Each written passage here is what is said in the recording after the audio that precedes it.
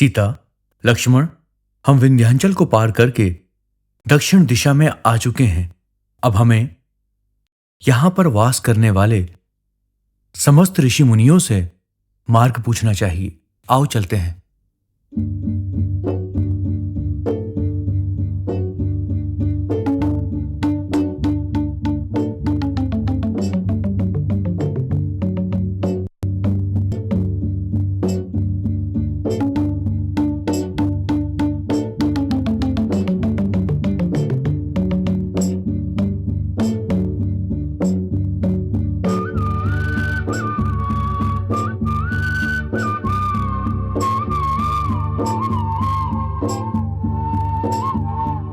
स्वामी, आपके कहे अनुसार ये प्रदेश घने जंगलों, शीतल जलाशयों और पर्वतमालाओं से भरपूर सुंदर प्रदेश है। हाँ सीता, दंडकारण्य की सुंदरता तो अति सुंदर है।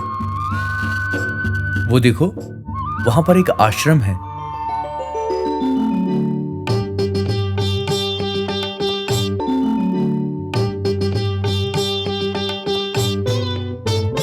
स्वामी, एकांत में बना हुआ ये आश्रम किसका हो सकता है?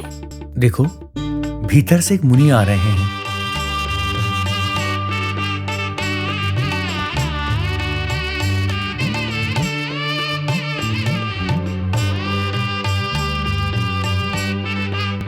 दंडकारण्य की भूमि पर आप दोनों दंपत्ति को हमारा प्रणाम स्वीकार हो। अपना आशीर्वाद दीजिए। मर्यादा पुरुषोत्तम श्री राम और आपके अनुज लक्ष्मण एवं आपकी पत्नी सीता को भी हमारा कोटि कोटि आशीर्वाद।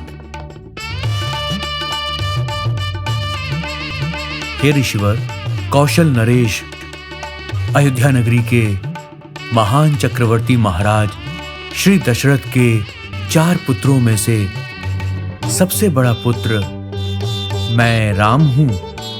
ये मेरा अनुज भ्राता लक्ष्मण और ये मेरी धर्म पत्नी मिथिला नगरी के राजा जनक महाराज की सबसे बड़ी पुत्री सीता है। राम, तुम तो हमें अत्यंत प्रिय हो। आपको अतिथि के रूप में पाकर हमारा ये छोटा सा आश्रम अनुग्रहित हुआ है। आपका हमारे इस आश्रम में मैं अत्रि मुनि एवं मेरी पत्नी अनुसुईया आपका स्वागत करते हैं। चलो बच्चों, अब आश्रम के भीतर आ जाओ। पधारिए, प्रवेश करें।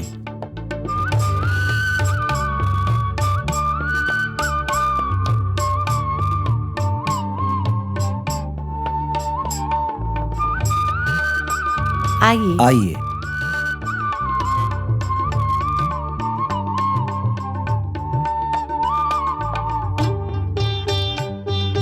यहाँ बैठ जाइए।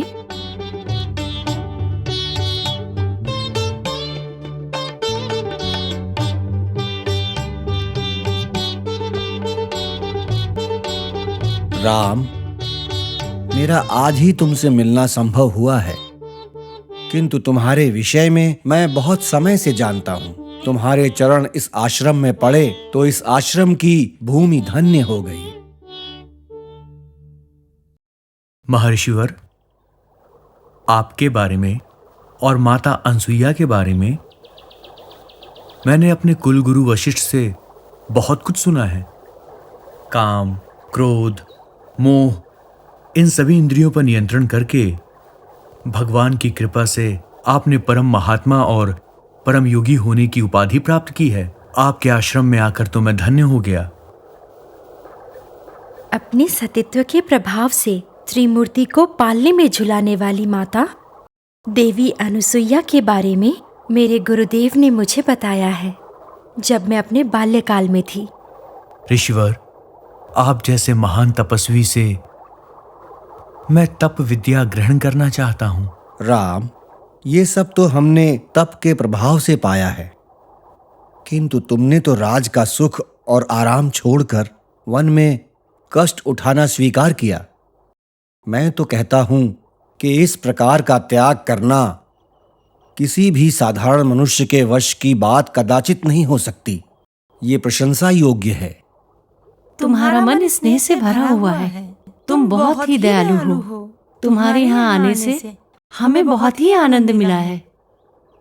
इसीलिए तुम्हारे आगमन को हम अपना भाग्य समझते हैं। अनुसुईया, जी स्वामी। हमारे अतिथियों के लिए भोजन का प्रबंध करो देवी। राम, सीता को अनुसुईया से बात करने दो। जी ऋषिवर। और मुझे भी तुमसे कुछ बात करनी है।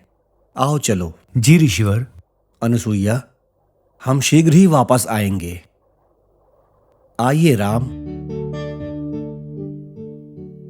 आओ सीता।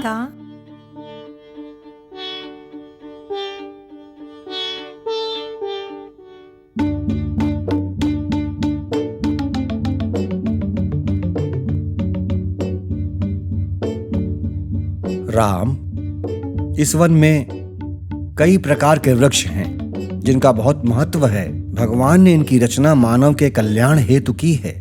उसी प्रकार प्रभु ने तुम्हें भी संसार का कल्याण कार्य करने हेतु भेजा है। श्री राम, तुम उस राज वृक्ष की भांति हो जो सभी का कल्याण करता है। जानते हो, तुम तो उस चंदन के वृक्ष के समान हो जो अपनी सुगंध को समस्त संसार में प्रसारित करता रहता है। ये हमारा और इस धरती का सौभाग्य है कि तुम अपने अनुज के साथ इस वन में पधारे हो। तुम्हारे व्यक्तित्व की सुगंध यदि हमें भी मिलेगी तो हमारा जीवन धन्य हो जाएगा। ऋषिवर, इस वन में आने का कारण अपनी पिता की आज्ञा का पालन करना है। राम, श्रीमन नारायण की इच्छा से और इस संसार में धर्म को स्थापित करने हेतु आपने दत्तात्रेय के रूप में अवतार लिया था और अब पुनः संसार को अधर्म से बचाने के लिए दशरथ पुत्र के रूप में अवतार लिया है। पिता की आज्ञा का पालन करना ये तो केवल तुम्हारी लीला है और इस लीला से हम सबका जीवन धन्य होगा। ऋषिवर। राम, पहले कभी बालक रूप में दर्शन किए थे, किंतु आज एक महान मानव के दर्शन कर रहा हूं। आपने मुझे ये जो अवसर प्रदान किया है, इसके लिए मैं आपका अत्यंत अनुग्रहित हूं।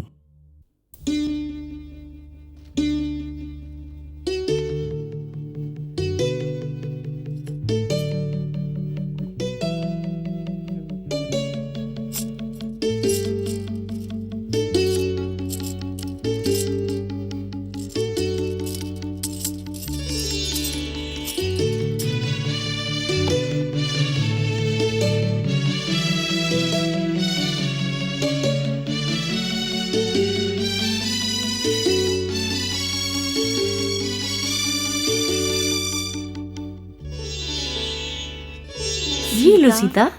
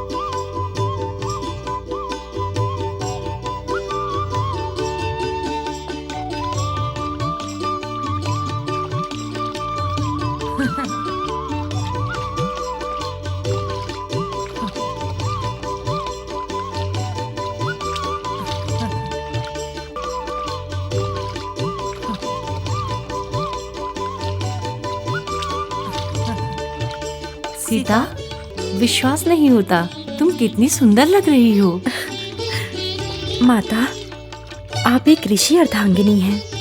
आपको ये आभूषण कैसे प्राप्त हुए? मैंने सुना था सीता कि तुम भूमा देवी की पुत्री माँ लक्ष्मी का अवतार हो। मैं स्वयं ये देखना चाहती थी कि तुम मिथिला नगरी के लग्न मंडप में सज धज कर कैसी लग रही थी। अपने हाथों से तुम्हारा श्रृंगार करके मैंने साक्षात लक्ष्मी के दर्शन प्राप्त कर लिए हैं। ऐसा लगता है जैसे हमारे आश्रम में साक्षात लक्ष्मी आई हुई हैं। ये हम सबका सौभाग्य है। सीता, तुमसे ही तो सारी सृष्टि में समृद्धि है। हमारा ये आश्रम और हम भाग्यशाली हैं। माता, आप मेरी बहुत प्रशंसा कर रही हैं। नहीं पुत्री, मैं सत्य कह रही हूँ। तुम सच में ऐश्वर्य हो। माता, आप तो एक ऋषि अर्धांगिनी हैं और आप इस आश्रम में निवास करती हैं। फिर आपको ये आभूषण कैसे प्राप्त हुए? देवी सीता, मैं प्रजापति की पुत्री हूँ। ये मेरे विवाह के आभूषण हैं। यहाँ आने के बाद मैंने इन आभूषणों का परित्याग कर दिया था। इस आश्रम में ये आभूषण व्यर्थ हैं। हम तपस्वी लोग हैं, हमें इनकी आवश्यकता नहीं। क्या करेंगी इनका? पुत्री, ये मेरी ओर से तुम्हारे लिए उपहार है। इन आभूषणों को अपना स्त्री धन समझना। एक विवाहित स्त्री के लिए ये मंगलसूत्र सौभाग्य का चिन्ह होता है पुत्री।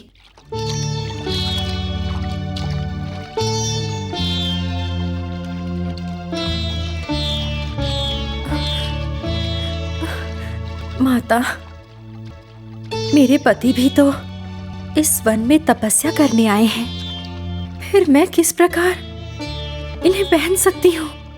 नहीं, मैं इन्हें नहीं पहन सकती।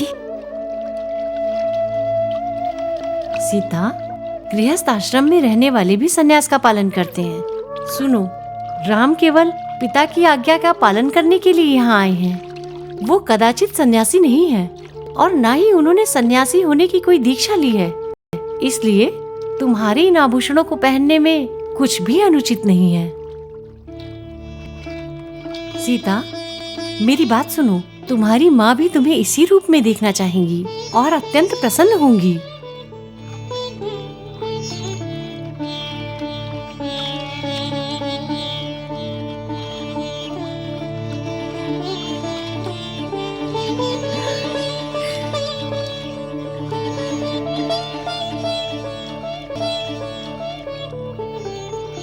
माँ, मैंने कभी अपनी माँ को अपने जीवन में नहीं देखा है। पहले मिथिला नरेश की पुत्री बनी, फिर अयोध्या के चक्रवर्ती की पुत्रवधू। मुझे पति के साथ कैसे रहना है किसी ने नहीं सिखाया। मैं इस विषय में आज तक संपूर्ण रूप से अनभिज्ञ रही हूं। तो मैं क्या करूं? तुम एक संभ्रांत और गुणवान स्त्री हो सीता, परंतु गृहस्थ जीवन में स्त्री को अपने कर्तव्यों का ज्ञान होना चाहिए। इसीलिए ही मैं स्वयं इन कर्तव्यों से तुम्हें अवगत कराऊंगी। मेरे होते हुए किसी भी प्रकार की चिंता मत करना पुत्री।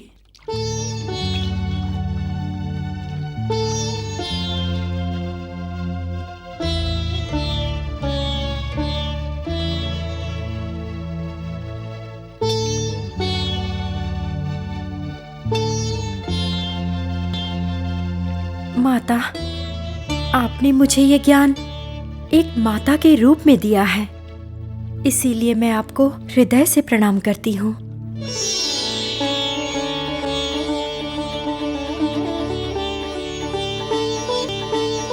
मेरी पुत्री सौभाग्यवती रहे, तुम्हारे जीवन में सदैव मंगल बना रहे, यही मेरा आशीर्वाद है। माता। सीता, अनुसूया,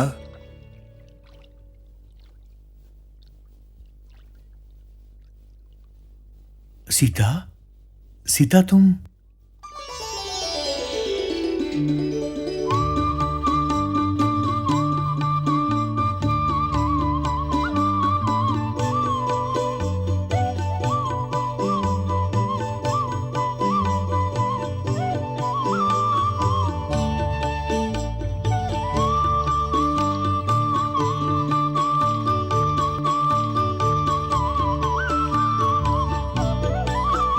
सीता, इस समय मैं अयोध्या नगरी के महल में हूं या किसी वन के आश्रम में हूं? मुझे तो अपनी नैनों पर विश्वास ही नहीं हो रहा।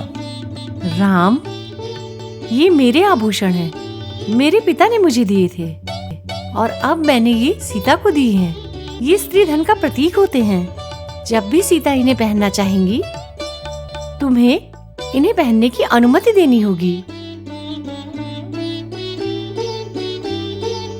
मैं आपकी आज्ञा का निरादर कैसे कर सकता हूं?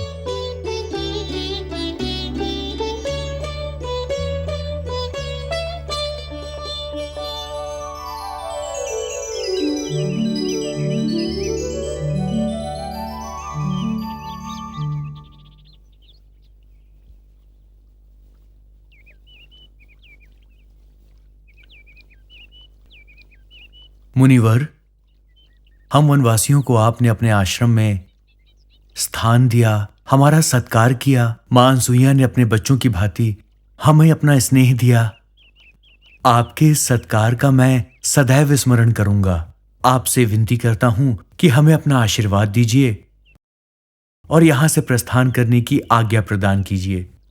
कृपया करके दंडकारण्य जाने का हमें मार्ग बताइए। हम उस ओर कूच करना चाहते हैं। राम, विंध्य पर्वत और गिरिवलम नामक 2 पर्वतों के बीच के स्थान को दंडकारण्य कहते हैं। वहां कई छोटे छोटे नगर भी हैं और निवासी भी हैं। इन नगरों का एक साम्राज्य बनाकर लंका नरेश, रावण के कुल के कुछ लोग, यदि मैं ऐसा कहूं तो लंकापति रावण के 2 भाई दंडकारण्य वन में अधर्म का राज्य स्थापित किए हुए हैं। खर, दूषण, त्रिशरण उन तीनों भाइयों के नाम हैं। तुम उस ओर मत जाना राम, तुम वन में इसी ओर रहना। राम, दंडकारण्य में कई ऋषि मुनि हैं, तुम उनके साथ रहना और उन्हीं ऋषि मुनियों के सहयोग से एवं अपने तप के प्रभाव से अपने कार्य को सिद्ध करना। जैसी आपकी आज्ञा। अब हम लोग चलना चाहेंगे। तुम्हारा ये वीरतापूर्ण कार्य समस्त संसार को उदाहरण प्रस्तुत करेगा। सीता, माता, अब हम चलते हैं। हाँ सीता, एक बार मैंने माँ गंगा देवी को 1 वर्ष के तप के फल को दान में दे दिया था और आज मैं अपने स्नेह को इन आभूषणों के रूप में तुम्हें ये दान में देती हूँ। ये आभूषण संकट में तुम्हारे काम आएंगे। सदा सुखी रहो।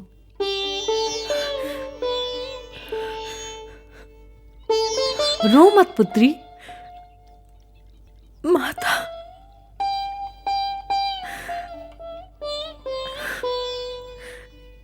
चलती हूँ माँ। ऋषिवर, माता, अब हम प्रस्थान करेंगे। शुभ आशीष, यात्रा शुभ हो तुम्हारी।